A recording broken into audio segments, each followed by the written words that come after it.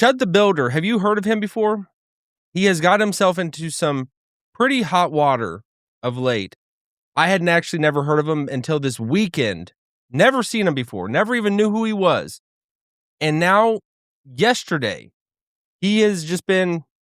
He's under investigation of a shooting that occurred, that he killed someone, possibly self-defense.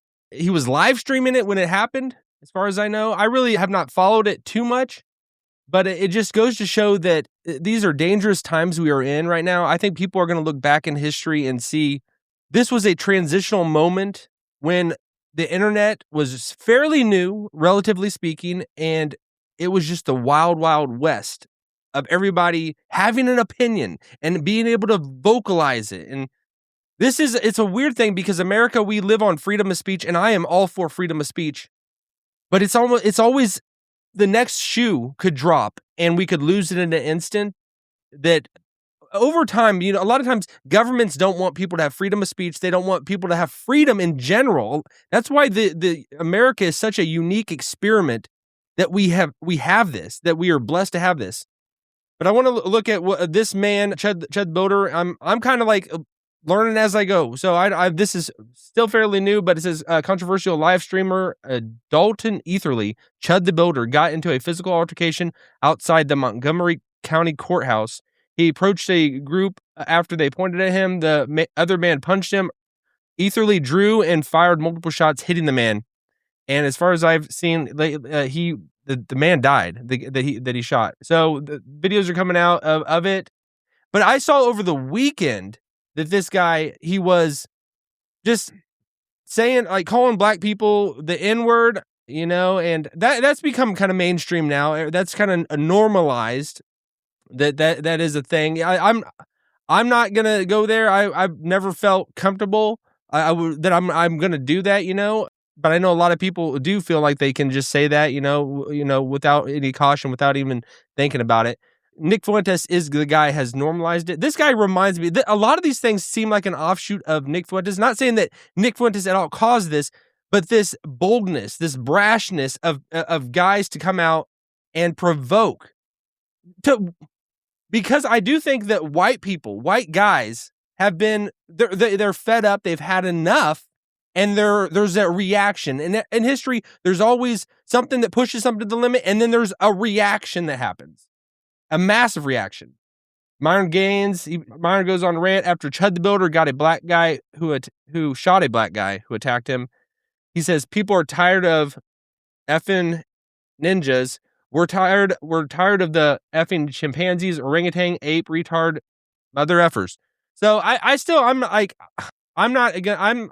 care. I'm not going to bow the knee into this, like, people just saying nasty vitriolic stuff, because I have found that you can use your words and it comes off wrong. It doesn't come out like valuable to someone. It can devalue it by just throwing in there and having it just completely infiltrated with all this nasty verbiage or whatever.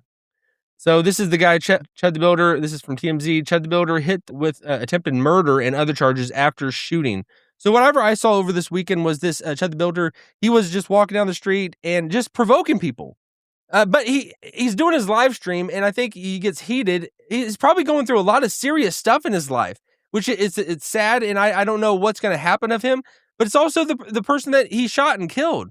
That they probably attacked him. There's so much that is going to come to the surface that we're going to find out exactly what happened. People are already going to have their take. That's why I'm not going to be a person that's just quick to the take, because once you see your next video, your mind might be shifted. You might be like, oh, I got more information. What my instant reaction is not always going to be the most nutritionist or valuable or correct or even in line with what truth, what happened. So I think everybody sometimes just needs to take a breath. But this right now, to me, it's just overall that it's ramping up. And I think there's going to be some type of moment in the future, maybe a buildup of moments, that we're going to lose this valuable thing, this freedom that we have to even vocalize our opinion. I think a lot of people can see that, because the governments that the next government, or the administration, because it's even on both sides. Even the Trump administration, they're locking down. They're not defending some people. They're like, even Alex Jones. He was just nonstop, just attacked and not like just bankrupted. And a lot of people, even in the right administration, didn't step in to stop it. So I think it's not just a right versus left thing. I think it's more people that are power hungry are going to use that power to exert and control people, and it's by not giving them freedom and not allowing them to speak. Your test of are you a reasonable, rational person is, are you okay with other people saying something that you dislike? And if you have the power to stop them, are you going to stop them? That's why I fear that right now that like we could be like at a very, very small window of time that people are able to vocalize, because the extremes come out of everyone.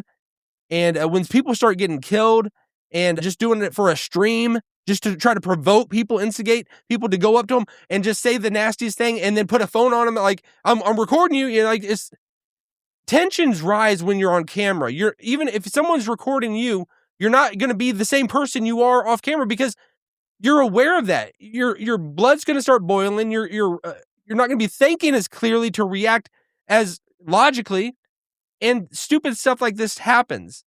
And I interested to see what happens with this man. Like I said, he just flared up, and in an instant now his whole life is drastically changed. But that's why it's like, what control do we have? We think we're the ones that are pulling the strings, pushing the buttons of our life, determining our outcome. I honestly think we are seriously just passengers in this whole reality that we're all experiencing.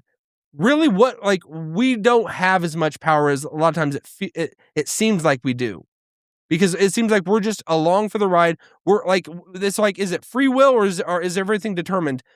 I think it's a little bit of it's both, but even like I lead more to the everything's determined. You're like, what is freedom? What are you actually free? I'm deciding to pick up this drink, but what caused me? What made me even go there?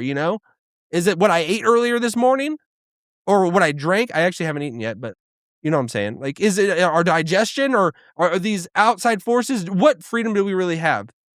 And I just think that the little bit of freedom that we think we have is going to be taken away from us pretty soon, pretty quickly. It's not going to last that much longer.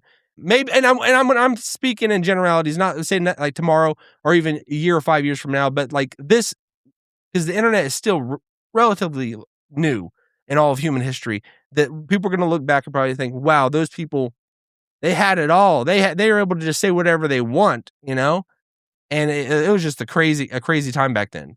That's how I feel. But I wish the best for this man and just everyone involved. I hope everything turns out okay. Justice will be served. I think the United States justice system is the best system in this world. So if he's not going to get a better shot as opposed to if he was like in Romania or some other, or the UK, But we'll leave it at that. Let me know what you think. This is the 300th episode of Evolution. So thank you for being here. Have a good day. See y'all.